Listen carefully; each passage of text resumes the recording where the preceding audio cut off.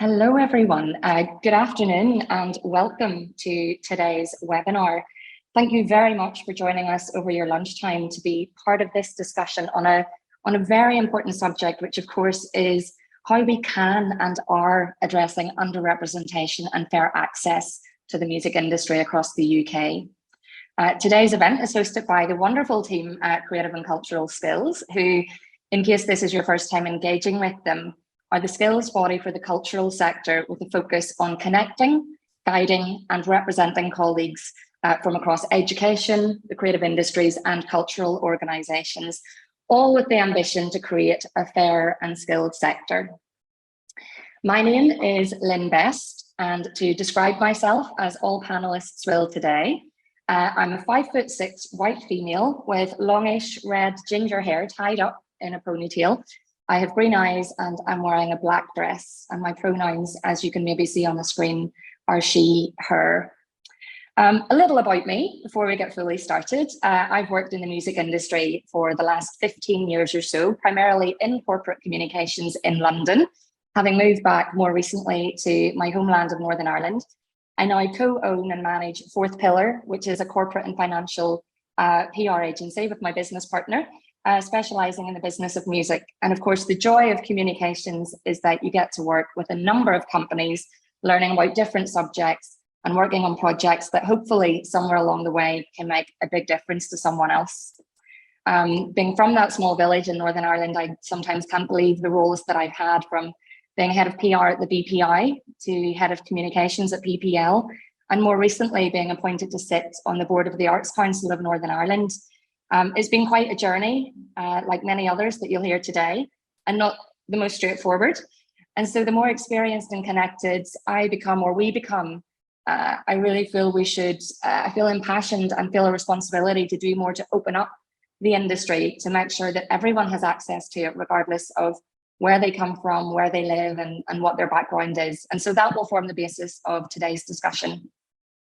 We're delighted to have so many of you joining us. And so let me just kick off with some housekeeping and then we'll get underway. As you may see already, we do have a British Sign Language interpreter here with us, and captions are also being provided. And if you wish to make use of the sign language interpretation, there is a button on your screen that you can press. If you're experiencing any accessibility issues at all, please email communications@ccskills.org.uk. And thanks to some of you, we've kindly had some questions sent in advance, so we'll be dealing with those throughout the afternoon. But if there are any questions, please feel free to pop those into the Q&A box and we'll address those towards the end of the panel. And then just to kick things off, we thought we'd start with a quick poll to get your view on something. So that should be appearing on your screen right now. And the question to get things started is, how common do you believe unpaid work to be in the music and wider creative industries? Is it something that's still very common, as I know it was certainly back in my day, getting into the industry? Is it something somewhat common that we've managed to drive out, but it still exists? Or is it not common at all in your experience? So pop your views into the poll box and we'll get back to you with the answers on that one. So onto the panel for some brief introductions. Panelists, I'm going to go around my screen and ask you to introduce yourselves, and if you could self-describe as well, that would be much appreciated. So Helen, starting with you, welcome. I don't know why I was so surprised there.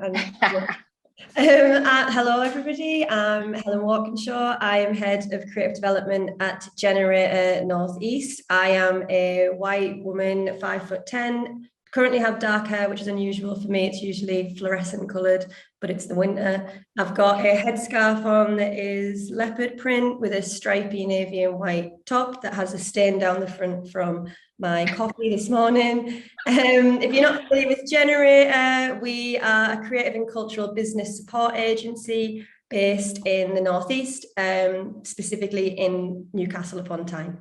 I'll hand over to someone else. Or would you like to? Do you want to go around the room, Lynne? Or? Yeah, sure. I'll hand over to Ian. You're next on my screen. Thanks, Lynne. Hello, everyone. I'm Ian Mack. I'm the CEO of TheWRD from the Ivors Academy. To describe myself, I'm a white male, 6'1". I've got auburn hair, and I'm wearing a blue shirt with a purplish jumper with some gold on the front. I'm getting into a festive mood already. I don't want to even say the word, but I'm getting festive, so I thought I'd put a touch of gold on. So what we do at TheWRD is we're an education provider of further education, so level 3, and what we try to do is we help people from all backgrounds, all walks of life, develop their talent, whatever that is, in the creative industries, starting with music this academic year. And we also like to develop the talents of our staff and our partners and anybody connected to us. So I see us as more of a talent development organisation that happens to be education. Lovely, thanks, Ian. Kwame, we're over to you. Kwame, you're on mute. Make sure I'm unmuted. Yeah, There page we 1. are. Good, okay. Good man.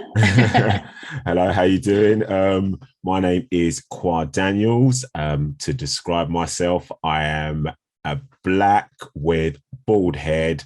I'm about 6'3". I've got a grey checkered shirt on with some red lines. And I'm sitting in sort of a white room with all my records around me and decks and so on and so forth. Quick introduction, if I can keep it quick. Yeah, I was born in East London, originate from Ghana, West Africa. I now live in Northern Ireland. I was in Derry 15 years and Belfast the last 10 years. I've got a couple of hats, but essentially I'm a creative producer, recently now a broadcaster and DJ and founder of Bounce Culture, which is essentially a collective of music creatives, and we work in mainstream and alternative education as well as public, private sector and community sector. Moved over in 97, began DJing in 99, and that's how my company Bounce evolved. It was essentially music and live band nights. And essentially my business is a hobby that sort of got out of hand and that has now become my way of life and living. And I'll get into the rest later on because I'll keep you here all day on that front. You sure will. And if you like the sound of Kwa's voice, you can find him on BBC Sounds. Little plug. Thank you. Bang on cue. Last but certainly not least, the wonderful Suzanne. Suzanne, would you like to introduce yourself? Yeah, hello, I'm Suzanne, and 22 years ago, I founded a charitable organisation called Attitude is Everything, and we connect disabled people with the music and live event industries to improve access together. I am a white woman. I'm sitting in a purple wheelchair. I've got dyed pink long hair. The dye is sort of coming out of it now. I dyed it pink for Breast Cancer Awareness Month. I'm wearing a black jumper with a geometric shape on it and a necklace that's got a flamingo on it, and I'm in my lounge. If you see me looking to the side or scrolling or reading, it's just because I've got a second screen set up with all my answers to the questions, because I do have brain fog. I do get brain fog, it might sometimes take me a little while to scroll to the question, so please bear with me. My pronouns are she and her. Lovely. Thank you very much, Suzanne. Just to give you a quick update on the poll responses said that 62% of you believe that unpaid work is very common in the industry, with 38% of you saying somewhat common. Now, I'm no mathematician, but I think that adds up to 100%, which means there's no one that believes that it's not common at all. So disappointing, probably not surprising, but it definitely sets the context for the discussion that we are about to embark on. So Helen, I'm going to start with you. Did you do unpaid work to get into the business, or what has your journey been in music, especially as someone based outside that stronghold of London up in the Northeast? What's your journey been? So I've got an unconventional journey into the music industry, in that I didn't fully get a full-time role in the industry until maybe about 4 or 5 years ago. I'm 33 now, so it's always been my side project, starting out putting on gigs and DIY events and booking bands off MySpace when I was about 15 or 16. Gosh. That was me very early entry into not realizing that could be a job. And you know, I come from a musical family, but they all do it as a side project. So it's always been something that's been in the background and that I've always just dipped in and out of, and had to juggle. I mean, I don't have a degree. I didn't, go to university. So it's been a thing where I love working in music. I loved putting on events, loved doing festival production, artist liaison, anything that I could get stuck in with, I would do, but I was always doing it alongside other jobs. Yeah.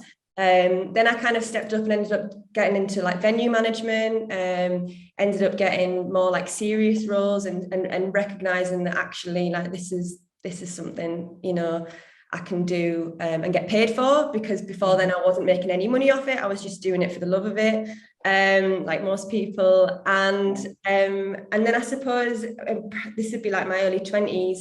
I then stepped onto the other side and started dabbling as an artist, started playing in bands. Then I got into like tour managing, booking tours for other artists. And it's this sort of, again, still very much like just doing it because it was there, a little bit of DJing, a little bit of gigging. So yeah, like I suppose it wasn't until I took a punt and applied for a job, because I read a job description and thought, actually, I can do all those things. I've been doing them all anyway. That I realized that, yeah, this is a career. And my first proper industry job was working at Sage Gateshead as an events coordinator. Then I started working for Festival Republic and Leeds Festival, doing artist liaison and production, and then now I'm a generator. So it's been a long journey and a lot of I hate the term hustling, but a lot of I suppose imposter syndrome and not realizing that it's a real job. Well, just on that point about not realizing it was a real job and not really being aware of what the opportunities are in the industry, and certainly were back when you were starting out and when perhaps I was starting out. And I know at some point we'll come on to Ian, who's going to revolutionize all of that for people across the UK. But not knowing that those jobs existed, was that one of the main challenges or barriers to getting into the industry? Or what was it that maybe prevented you from moving forward faster? And are those challenges still the same for a lot of the young people, especially that you work with at the minute through Generator?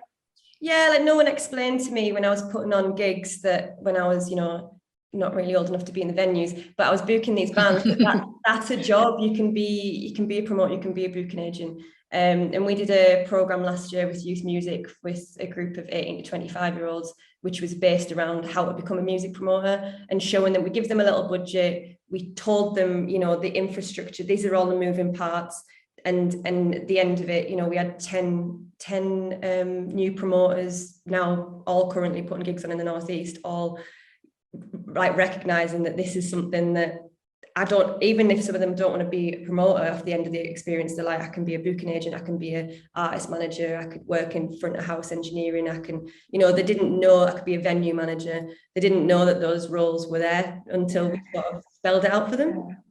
And so what has driven that change? Because I see that in Northern Ireland as well. 10, 15 years ago, there was that lack of awareness around the roles and opportunities, but bit by bit, that infrastructure has been growing and developing. From a class and place perspective, when we talk about social mobility, what have you seen that is it the work of Generator itself, without putting an answer into your mouth, but what has helped that awareness to grow? What is creating that kind of buzz around the sector in the Northeast? I think here it's visibility. So seeing people who look like you and sound like you in roles, and people being a bit more transparent and honest and saying like, look, yeah, I might run this venue now, or yeah, I might work for this organization now, but I got here through all of this. I haven't just been handed the job. And I think like giving people confidence that you can apply for funding, you can apply for this job, you can put yourself forward for this opportunity in this program, and we're not going to laugh at you because you don't have any formal training or education, we're actually going to take into consideration all the other things that you've been doing. But I do think a big part of it is visibility. Like, you know, I get loads of artists coming and speaking to me asking for advice, and they're not asking me advice because they think that I'm approachable. They're asking me advice because they're like, I know because you've done it, and it changes the people we engage with massively. Yeah.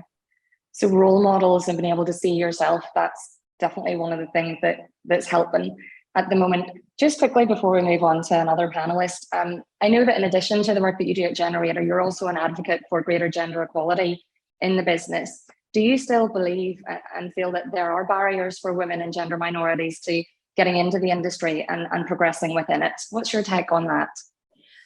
Yeah, definitely. I think that, you know, the space, things are moving so quickly, and there's a lot of work that is happening at them. Like, for instance, we've got the key change pledge that we've signed. So everything that we do is 50-50 gender balance. That's a small goal that we've reached because it's manageable, it's achievable, and it doesn't really take much effort. But we're not going to be able to change the whole industry overnight. That's not, you know, it's everybody needs to kind of do their little bits, these little break down the pieces to make a bigger change. And frankly, it's not happening across the board yet. And the industry isn't quite ready and prepared to embrace all these different types of people. It's not equipped. So you might find that more women are being recruited, or more trans and non-binary people are being asked to play shows. But then when they turn up to play these shows, or the way that they're treated within the industry isn't fair, they're not being treated as equals. There's a lot of tokenism. Places that just aren't set up or equipped for people with those protected characteristics. So then they leave the industry, or they become disenfranchised or frustrated, or they feel intimidated, and then they're not getting a career, they're just ticking a box, you know. So there's a long way to go, but I think it's everybody needs to pull together and do a little bit, rather than trying to say we're going to change things drastically overnight, because that's just it's not going to happen. It's not the reality. I mean, I saw a few people nodding heads there. Suzanne, I'm going to come to you because I see you nodding that perhaps the industry has not been embracing disabled people in a way that obviously Attitude is Everything has been tirelessly campaigning for. Could you just give us a quick synopsis of your background and perhaps what led you to set up Attitude is Everything? Yeah, so I've always been interested in music. I've been going to gigs since I was about 13, and I'm nearly 52. So that's a lot of gig going. I've also played in loads of bands and realised that playing in bands I'm not very good at. And I've also done music journalism. But I think, like quite a lot of disabled people, I've had to take an entrepreneurial approach. And I've also worked for many years in disability and disability arts organisations. And there my strength has been built by teams of people around me that have various impairments and are very, very strong on how they feel about disabled people being able to play not only their full part in arts and culture, but also in society as well. And even now, I still don't say I work in the music industry. I say I work with the music and live events industry, because I do heading up the team of Attitudes Everything, co-leading with our managing director Celia, is we work a lot like with them to improve access and inclusivity. Now, just before this panel, about an hour before this panel, I retweeted a quote from Charisse Beaumont from Black Lives in Music. And the quote says that Black disabled musicians are literally invisible. And that's what's come out in one of the many pieces of information and data that's come out of their report. So that's really how far we are on disabled people in the industry. And what we do is we started up first of all addressing the issues that many barriers and resolving those barriers around audiences, but slowly over the years we've been able to get more and more funding to provide the Next Stage programme for disabled artists and resolve the issues that they're having within the industry. And the latest programme that joined our portfolio in 2019, thanks to the National Lottery Communities Fund, was our next our Beyond the Music programme, which is for disabled professionals. And there's kind of like a dual purpose to it, really, if I can just scroll down and say, so there's two things that happen in this. We know that employers often lack knowledge and skills to make their workplaces accessible, and then unknowingly or sometimes willingly they create barriers to disabled applicants. And we also know that disabled people will often have inexperiences,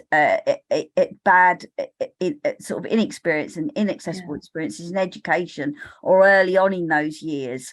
And they have their horizons narrowed by teachers and family members or friends who encourage them to like manage their expectations and not set their sights on glamorous careers such as the music. I'll give you an example of myself. I was good at languages, and I studied languages at Goldsmiths College, and I remember my A-level German teacher saying, "Oh well, I know exactly the job for you. You'd make such a good bilingual secretary over in Brussels, because you can sit down all day." So I, of course, chose a job where I'd be out in the fields and at gigs, surveying. Good on you. Doing all the things that I do, which has probably damaged my back beyond repair. But never mind, I've had a great time. So good. Good for you, Suzanne. You're inspiring, and I've learned an awful lot from you these last few months as we've been working more closely on a few things. One of the things you've taught me is the social model of disability. I wondered if you just touch on that for our attendees to explain, because I think that's really, that's the basis of how the industry should be viewing disabled people and that attitude that they should have. And I just wondered if you could just explain that. And what that social model means. Yeah, thank you for giving me the opportunity to that. So basically, the social model of disability changed my life, and I think it probably has changed lots of disabled people's lives. And it's really based upon the concept that disabled people aren't disabled by the medical conditions they have. They're disabled because society is not set up for them to participate equally. So, you know, that could be environmental barriers, the most obvious ones being buildings, venues, transport, that kind of stuff. But it can equally be policies and procedures that are inaccessible. But it can also be attitudinal barriers. For example, you know, a lot of employers, I've got some stats here on employers and what they think. So 66% of business leaders believe that employing disabled people was prohibitively expensive, and 41% thought disabled people would take a lot of sick leave. And that was in 2020. That was a piece of research done by Inclusive Boards. So that's really attitude. And then, unfortunately, just in the time that we're living in, just at this present moment, a lot of hate crimes are on the rise, unfortunately, and for disabled people, that's raising at a very alarming rate. So things are pretty tough out there. They are, and I think actually we could probably do a whole session just with yourself, Suzanne, and each of the panelists. And I know there's more to really uncover when we talk about that challenge of intersectionality, also the disability pay gap. But maybe we'll be able to come back to some of that in the Q&A. Yeah, I hope so. Yeah. Yeah, just for now, I'm going to move over to Kwa. And Kwa, you mentioned you've been in Northern Ireland since 1997 and you've been wearing many hats. I mean, what challenges have you experienced in terms of your journey in music? And are you still seeing a lot of those challenges for the young people in the wider sector that you engage with in Northern Ireland? Yeah, I mean, the challenges was essentially, I suppose, there was no real map or pathway as such. You know, I mean, it's 1997 and, you know, setting the scene, and it's a particularly different lens in Northern Ireland as well, and being black in Northern Ireland. So in that sense, there was no real pathway or, you know, maybe understanding of the background that I was coming from. It's okay, you know, I'm quite bloody minded, so you know, I sort of blazed through that, but it was my thing is that it shouldn't have taken as long, and it shouldn't have been as hard if there were those pathways and I wouldn't say support, because there was support. It was just that support wasn't really that informed in terms of where I was coming from. Yeah. And that's for a multitude of reasons, but you know, essentially it's to really furnish those people and organizations that were very supportive of me. So if future me does this again, is that any challenges that are faced, is that you have people there that are, number one, informed about the culture and the background that I'm coming from, and you know, and the ambition and the vision that I had. Because essentially, like, a lot of people were like, when I said, you know, I started off in DJ, but I've gone into all these other areas, they're like, oh, you know, yeah, but that, you know, that's a lot of things to do, and that's a, you know, jack of all trades and this, that, and the other. It's like, no, really, if you boil it down, essentially, I'm working within music. And I'm taking that into the education sector and within different areas, whether it's community, whether it's working in schools with kids that need sort of additional needs, whether that's taking that into the public sector, private sector. And from that, even from that is then what you do. So all the skills that I learned from essentially putting on a DJ night in a bar for me to DJ on, all those transferable skills have essentially enabled me to chart the path that I had. But going back to the question is, I think that the thing that I would have loved most is some sort of a rough sort of roadmap or pathway to help me at certain stages. Essentially, I had to learn on the job. I was saying that, you know, you wouldn't expect a surgeon to learn on the job. You know, you wouldn't expect a lawyer to learn on the job. You know, so in terms of what we're doing and what we're involved in, for me, it's just as essential to our being as those careers that I've just mentioned. So in that sense, that would have been the thing, is really to have those, you know, those points that I was possibly like struggling, as opposed to me just sort of like getting my way through it, is to have that tailored support as I went. And I suppose that was the main challenge, for people understanding me, what I wanted to do, and then also that the background that I was coming from and the culture that I was coming from. And I don't just mean in terms of, you know, Black cultures and African cultures. I mean in terms of club culture as well. Okay. So that was So tell me this. So that was your journey into it, and as you've been moving your way through it and maneuvering your way and navigating your way through it. So you wear many hats, and we come back to this kind of portfolio career idea.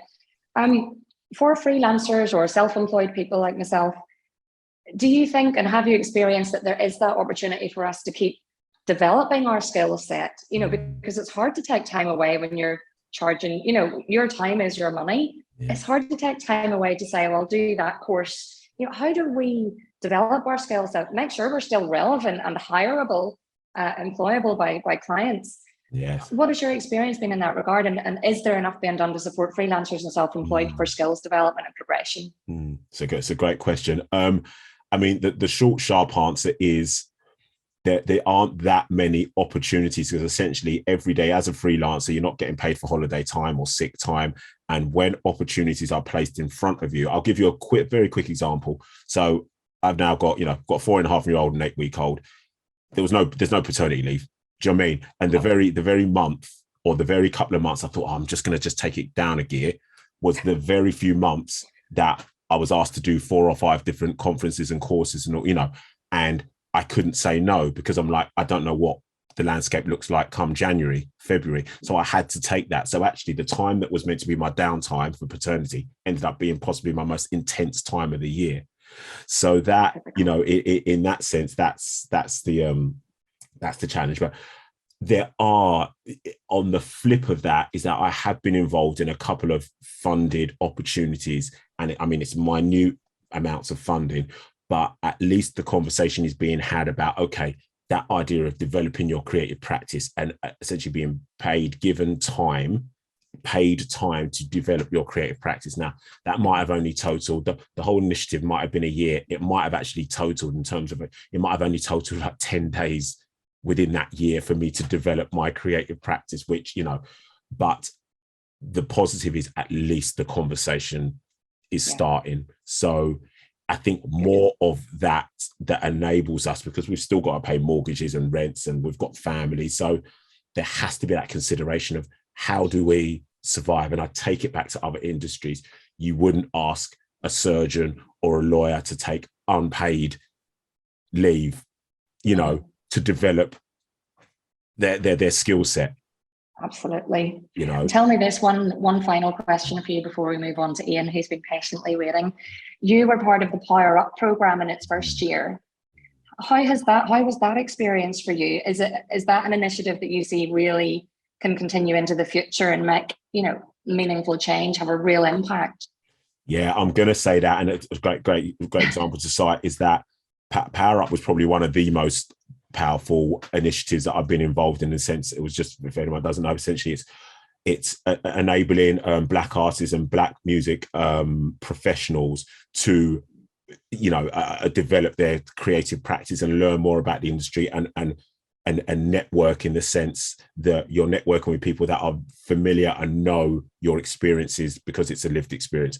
So in that sense, there was conversations that were had that really I hadn't been able to really have that freely up until that point, is number one. And number two, the breadth of skills within that the 40 people, the cohort has been unreal. Is that literally, we've got our WhatsApp group, and you go, and any issues that I've had, I've literally been able to have them answered or at least signposted.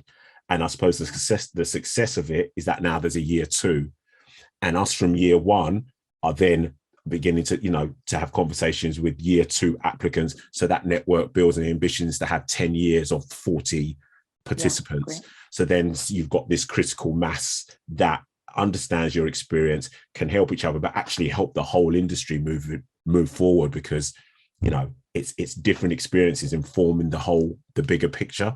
And hopefully it's those people that are going to, we go into in terms of in really key decision-making roles that then design the work experience opportunities, or are at board level or senior management level. That is the real power of Power Up. So yeah, I'd safely say it's probably the most impactful initiative I've ever been involved with. Game changer. Thank you. Absolute game changer. Yeah. Ian, so you explained in your intro a bit about the word. So maybe elaborate a bit on that, but tell us, where did this idea come from? What has driven the creation of the word? What is it you're hoping to achieve through that? Oh, yeah, thank you. It's been really fascinating listening to the other panelists as well. So I've not been sat patiently waiting. I've been really interested in hearing what they've got to say. The way that the word started was over the years. I started as a songwriter, apart from learning my trade in the working men's clubs in the Northeast. I started as a songwriter and an artist. I signed to Warner's when I was about 18. And then I started a little record label, had a joint venture with EMI, and then I became a publisher for 10 years. I was vice president of Right Bank Publishing. We sold that catalogue about 10 years ago. And about 10 years ago, I was doing a consultation. I was in LA, and I was sat wondering what I'm going to do with the next decade. I kind of tried to look at long-term decisions. And so I was thinking over the years, what have I been doing? And essentially, I've been trying to help develop my own talent. I've been trying to help develop the talent of the teams I've worked with, the rosters that I've looked after, and then more recently with students, and essentially it's the question I came up with. Most questions I get is the what now question, as I term it.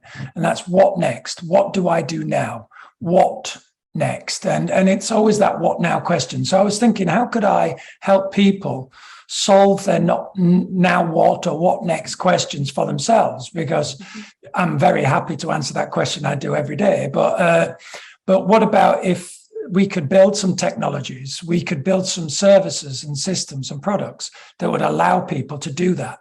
And importantly, we'd be able to scale that business and help people do it for very little or free, and make this information, be able to scale this bespoke, empathetic service so everybody can get the best out of it. And so that was the basis for the word.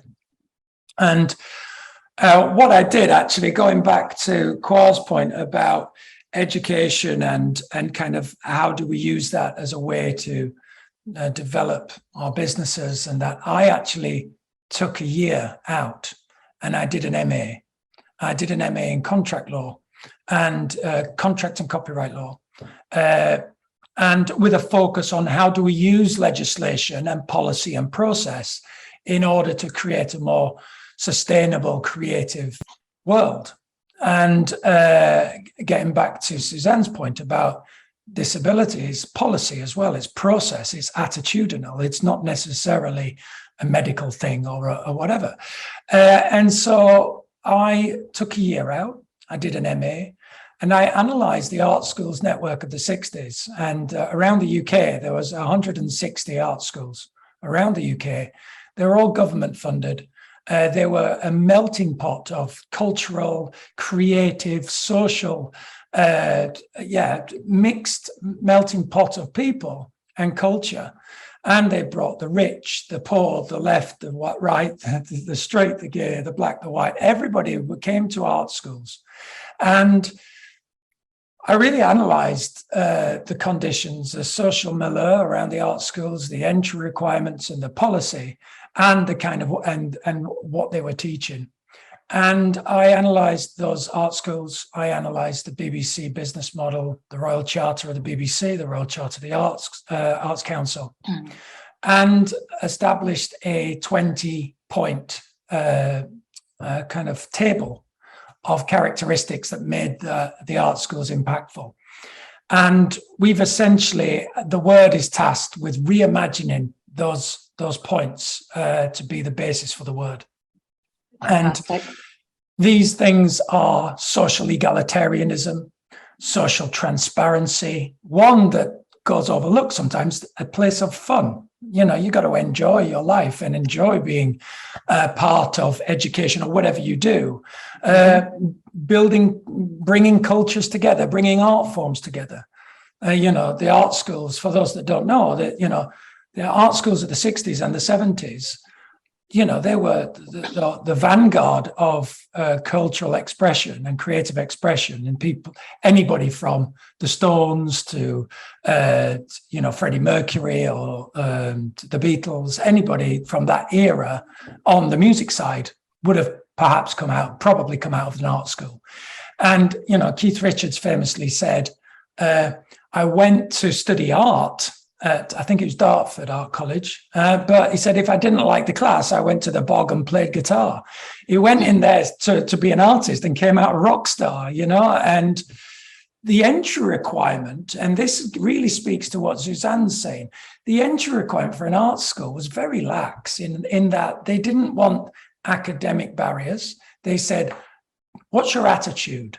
Well, my attitude is to create. My attitude is to be creative. Well, come in and we'll figure out everything else out, right? And that's what TheWRD does. You don't need GCSE English and Maths to join our course. We offer a diploma for 19 plus, in creative entrepreneurship, in music, in the first academic year. But we are already having chats on the screen side, on the fashion side, because one of our 20 conditions is that we bring art forms together, right? So I want to jump in there, Ian, and just ask you a question. So I've got two questions, actually. First of all, we last met in person at Warner Music, and you've been able to attract the support of some of the big companies in the music industry to get behind TheWRD and provide funding for bursaries to allow people to study it. Do you get a sense that that's a tick box exercise, or how can TheWRD really galvanize that support so that actually those companies stay committed to what we're doing? And secondly, and I'll ask you to be relatively brief with your answers, you've recently partnered with a generator in the Northeast. Do you have plans? I know it's an online course, but do you have plans for more regional partnerships across the UK so that this can be truly embedded into regions outside of London? Yeah, well, I'll answer the second question first because it links to the art schools. Another one of the conditions of the art schools network is they were regional. They weren't actually in cities, they were in villages and towns. They weren't full-time operations. They were on weekends and evenings, and they were around the lives of people initially, right? And also, importantly, they were linked to local business. The Art Schools Network was a drive by Henry Cole to push local industry, So, if you were in Sheffield, you would study steelworks, or if you're in Sunderland, you would do glass or whatever, so it was linked to local industry. So with that in mind, I think that answers the second question, Lynn. We are all about local, right? London is one region, and we're all about local. Our drive is regionality. Our drive is, helping, helping develop the talent, the amazing talent around our country. And that's our big drive, is to remove barriers to creativity. So absolutely. And Generator is a great organization to work with. We're very proud to see that partnership happen. And, we're already working with other organizations like the Music Works in Gloucester, and various other organizations around the country. And we had a chat, actually, Lynn, recently about the Irish hub and what is that going to look like? And that's a big driver for us. On your first question about is it good for the optics, to get behind something like TheWRD? Undoubtedly, yes, it is good for the optics. But I'm a pretty straightforward talking Yorkshireman, so I just say, right, I need to know what your attitude is, because we only want to partner with people that have the same spirit as us. And you might be a international, we've got support from Warner, from Amazon, from Universal, from the big organizations, Spotify and, others, and, big organizations.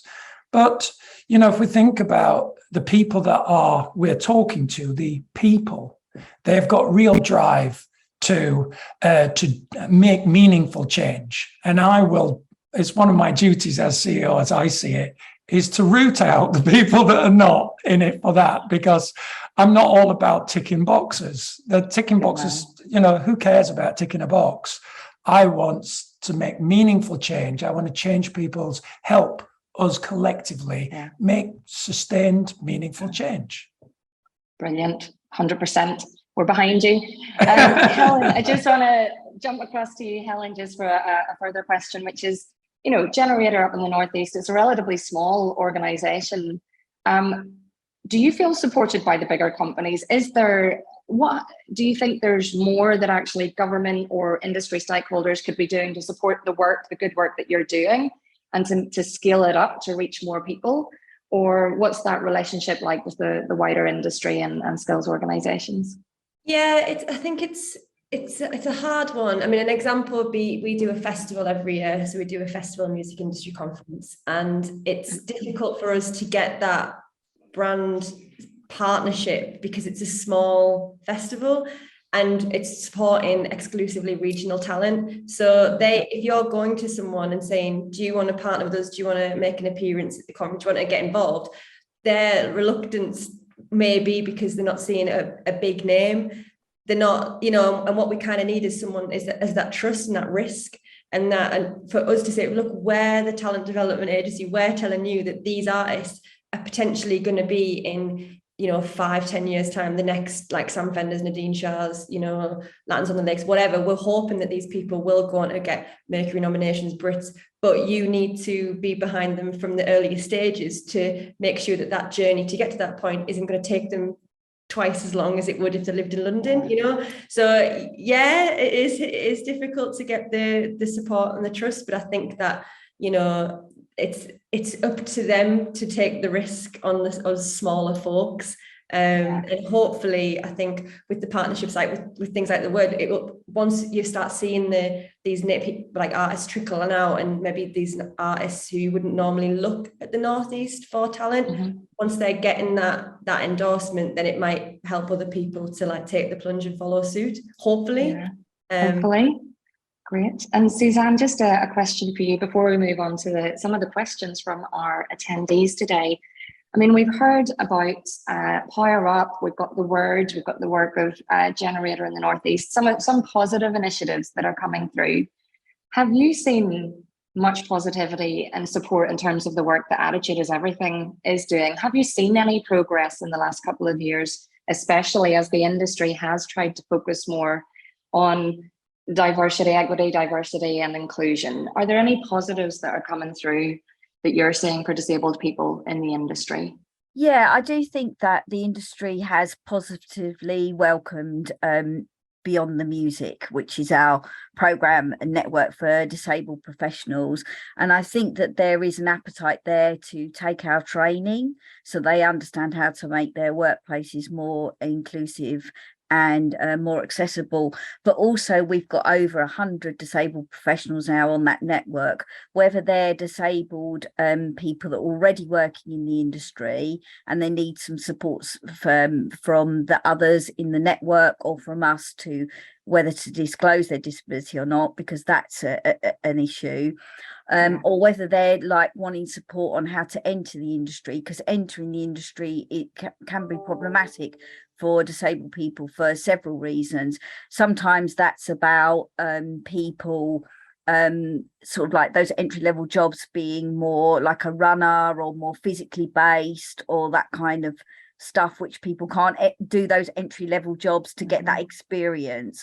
The other thing is it goes back to the poll that we had at the beginning, which was said about people doing unpaid work. Well, essentially for disabled people, they have 25% more costs than other people because of issues relating to their impairment. So unpaid internships is literally out of the window for disabled people. Yeah. So, you know, it can be like it can be sort of tricky, but people in the industry have really embraced what we've said. They've also wanted to embrace the fact that disabled people are not just one kind of like person, and there are other different aspects to a disabled person as well. Like I'm a disabled woman working in music, you know, for example. So, you know, that's also really, really important too, because I don't know if we'll go on and talk about the pay gap, but basically you, because of your different diversities that you might have as a disabled person, you could face up to a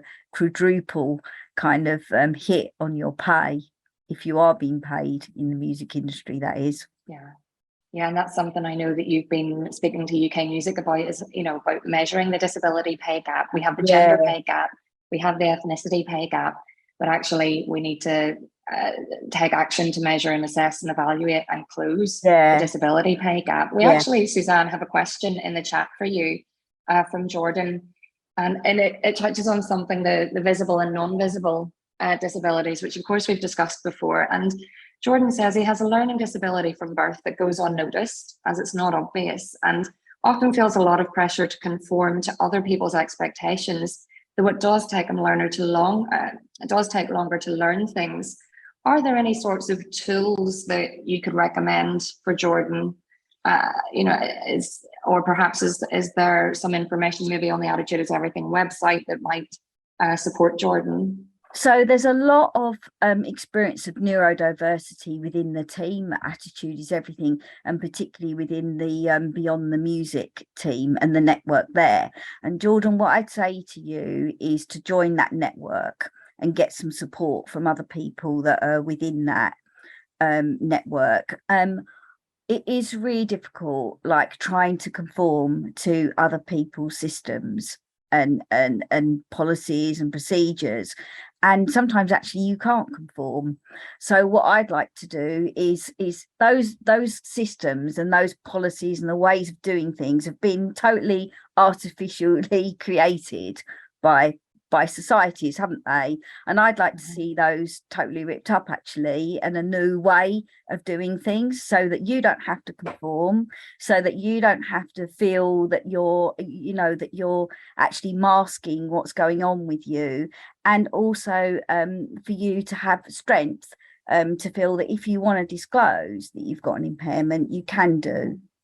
And I think it's really important. Thank you, Suzanne. So we have another question here. It goes back to something you said, Helen, about applying for jobs. But as someone points out, the industry is hugely network driven, and there are some organisations who never advertise or even interview for their roles. What can we do about that? what can we as an industry do to really open that up? Any thoughts from yourself, Helen, or if any of the other panelists want to jump in, feel free. Yeah, I think that happens. It happens a lot in the music industry. It's rife, but it does happen in other industries too. And I think that the onus shouldn't be on us to approach organisations and businesses, but there's no harm in doing it. And I think that businesses should, like organisations or music industry subsectors, should pay attention and recognise when someone's like getting out and reaching out and saying, have you got any roles within your organisation? Is there anything going? I'm interested in coming and leading a workshop, like taking a punt on these people, because it takes a lot. I always do. If someone sends me an email or a cold call, I'll always follow it up with a chat, at the very least a chat. Because I think it's hard because it's putting it back on the individual to then put yourself out there, but have the confidence to do it and just and ask. But someone can say no, but at least you put your name's in their mouth. But yeah, sorry, I was going to say the other thing as well. And again, it's like, it's not a solution, but like build your own communities and create your own spaces. Like if you know that place isn't going to employ you because it's cliquey or whatever you think your views are, create your own clique. And and what's the worst can happen? You can have a go fail, or you create some experience for yourself that then you have got the experience to then go to the people and say, look, I've already done it myself off my own back. Like, give me a reason why you're not going to employ me to do it for you. But good. Sorry. Suzanne, you were going to jump in there? No. Yeah, sorry. Thank you. I forgot to say before that Beyond the Music does place people and have mentors for disabled people that are on the programme. Well, we do place people within the industry, and we also place people on paid internships in our organisation as well. And the other thing that we have is a Future Leaders programme. And again, that kind of mirrors sort of like initiatives like Power Up, and it's addressing, why people can't progress into senior roles within the industry as well. So we have had for like 3 years these programs where we're going out and sort of like creating these opportunities for disabled people so they could get in there and get on the job experience, which I think is really important. But like quite a lot of initiatives in the arts, they are time limited because of funding, and we need a way in which the industry kind of can take our legacy and then implement it on a wider, like amplified scale, and that's a really important thing to say. Just on that, Ian. Oh, quickly, Ian. Just on that point. This gets back to another very common now what question, what do I do next? Saying to our students or anybody that uses, that works with us, the world is your oyster. There's so many opportunities out there. It's not really that helpful in our opinion, because people want something concrete, something defined. So what we've built at TheWRD as part of our service is a proprietary bit of kit, software that's called Pathway. And essentially what it does is over the course of the course, the students answer questions and do activities, and it creates a profile for them. And they can then signpost them to jobs that they never knew existed, job types, not specific jobs, but job types that they never knew existed. And maybe it confirms some jobs that they already thought, yes, I would be good at that, or something different. Now, why that's really, really interesting for us and for the industry is, one, you can do that matching, because even though it is very kind of network driven, it's very difficult to get out of that sociologically. It's just you only know who you know. So that's like a wider problem with this. So what I feel that we've got to do is that we've got to work together with all our industry partners, technology, education, careers team, talent development people, organizations, NGOs like Generator, and say, here's this tool that's giving us advice. Now, why that's really useful for the student is because it can inform their mentor about, oh, it's suggesting that you could be good at this, this, this. It informs the student and it informs the mentor what the possibilities are. And that's really great for us at TheWRD because we can be very bespoke. And so I think the big challenge is, how do we use technology? How do we use industry knowledge and our opportunities in order to create a scalable yet bespoke service? And I think that's the challenge. Okay. Thank you, Ian. So we've got a few minutes left. I'm going to put two questions out there. I'm going to come to Qua first. You can answer whichever one you wish, or both of them. But one of the questions is that the industry still is not very diverse. Big question, big challenge. Where do you think efforts should be being made to try and change that? And accompanying that, given the current economic situation, where do you think funding should be placed to make sure that funding is sustainable, that can lead to more of a lasting change? So, Qua, where should funding be directed? How can we become more diverse as an industry? And then panelists, if there are any closing thoughts, please do jump in after Qua. Yeah. So in terms of diversity and where funding goes, possibly able to nail this in the one answer, in that I honestly think working, spanning across the areas that I work in, and the work that we have done and still continue to do within the education sector, and working with, young people, 7-8 years old, about, the one thing is, and this is almost like an access thing as well, is building the confidence of an applicant to go for that funding application, or to go for that work placement, or to go and, on cold call or whatever. But they're very confident, especially around maybe the funding thing, just to get the whole ball rolling, is just to lessen the complication around funding. It could be a pot for £1,000, £2,000, but as soon as you see that language, and as soon as you see the hoops that some organisation enable you to jump through, it's so intimidating for anyone that either, possibly literacy is an issue, English is not the first language, so on and so forth. That, for me, and at the bottom of that, is building up that confidence, and essentially that leads on to equity as well. That equity of opportunity is, it's got to, so if you're talking about where to put funding, it has to be to create the most level playing field possible from as early in the process as possible. Because what you're possibly doing is that you're losing a 15, 16, 17-year-old because they just look at something and just go, I can't, as much as I would love to do it. Because, and actually I will wrap this up very quickly. One of the things I was going to put forward is essentially, as from an artist's point of view, is as our own resourcefulness and resilience, is that I think that's really, really key in terms of being bloody minded and continuing whatever. If it's, I wanted to be a DJ first of all, and then I was like, and I went into other fields, but I stayed within music. But that's all well and good for me to say, be resilient, so on and so forth. I was lucky enough that I have a fair amount of confidence in my, in my literacy skills and my numeracy skills and my communication skill. If any of that falls, where does that leave that individual that would love to get into this area but doesn't have the confidence to do it? So for me, it's an equity thing, and it's also in terms of where that funding goes, is to build confidence from the earliest in this process as possible. Yeah. Thank you, Qua.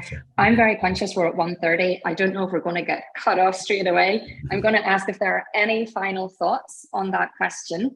And for those of you in the attendees that asked questions that we didn't get to, I want to apologise, but we will do our best to follow up on those unanswered questions via Twitter and LinkedIn. So please keep an eye on CC Skills social channels for that. Just whether any panelists want to make any final comments. Go on, Suzanne. Yeah, just very quickly, the National Music Education Plan has recently embraced the fact that music should be played by everybody, including disabled people. So it's brought in systems around the provision of accessible instruments, whole class ensemble teaching, for example, no disabled child being sent out of the music lesson, for them to be included in the music lesson. And I think what we need to do now, we've achieved quite a lot with that National Music Plan, quite a group of disability music organisations pushing that that forward. What needs to go alongside it now is bridging the gap between music education and the industry, who don't seem to like talk to each other at all properly about how you actually get into the industry. That was very, very quickly covered. I could have said it in more detail, but I realise we haven't got much time. Not at all. Listen, thank you very much. One final question to all of you. And if you could answer in as few words as possible, that would be great. But what do each of you believe the one thing that needs to happen now is to drive that change, grant fairer access to the industry? What is the one thing that you would put first and would be your priority for change? Qua? I think I might save time. I think I've said it in terms of tailored support as earlier in this process as possible, whether it's through careers days in schools, opening it up there as early as possible to instill and build that confidence for anyone that feels that they want to, access this industry, but don't have the financial means to do it. That would be the one. Thank you. Ian, go. I think truly believe in the value in diversity. And this is not just something that it's nice to do. This is absolutely a hugely valuable thing to do. So when you have that mindset, the less diverse the word is, the poorer we are as an organization, as a society. So we start with how can all of our students, all of our people do this, get involved. That's our starting point. It's not just because it's a nice thing. I truly believe it's the most valuable thing to do. Great. Thank you. Helen? I want to echo Qua, because we talked about this yesterday as well. It's like, this very early stages, entry level, I think you've totally summarized it, but maybe to add on, like, check your own privilege as well. Like, if you're in a position where you have any power or you're working in this sector, like check your privilege and look around the room, look around the spaces that you're in, and think, like, does everybody look like me? Is everybody able-bodied? Is it actually a diverse space, or are we just saying that that we're doing our bit and we're trying? Because if it's not, then you're not really doing your bit. So yeah, that's very short. Not at all. Thank you. And Suzanne? Well, I would have said everything that Kwame said, really, because you summed it up really nicely. The thing that needs to happen now from a disability perspective is that people need to stop undervaluing the talents of disabled people. And also, to add to that diversity value, is that the music industry should be set up to value everybody's diversity and to enable people to bring all of their lived experience and all of their authentic selves to the workplace and to the industry, so that everybody benefits from it. Great. Well, listen, thank you all very much. That was a real run through a whole series of different topics. We've tried to cover a lot this afternoon. All that remains is to say thank you for your time, panelists. Thank you very much to everyone who attended. We can't see you, but we know you're there, and thank you for your questions. And thank you to CC Skills for hosting this important discussion. And whilst I know we could go on all afternoon, I'm very glad we've had the opportunity to delve that little bit into this topic. And we just hope that this is the start of more conversations that can actually lead to driving that change that I believe we all want to see. So thank you very much, and enjoy the rest of your afternoons. Thank you. Bye-bye. Thank you. Thank you. Bye. Bye. Bye.